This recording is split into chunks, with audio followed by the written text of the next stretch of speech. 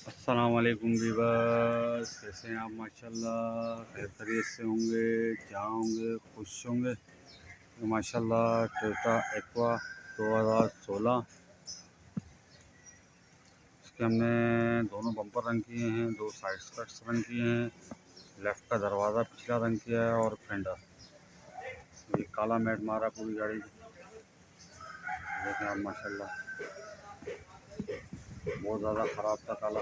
पिछले भी बम्पर में भी यही हाल थी, तो भी हाल है माशाल्लाह। वक्त लगाना शुरू कर दिया मैंने अल्लाह के हुक्म से इस गाड़ी को।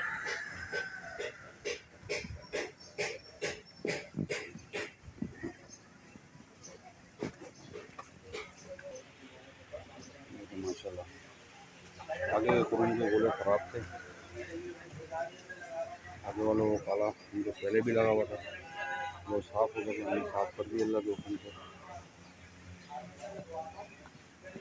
ये मडगाड़ दरवाज़ा उनकी है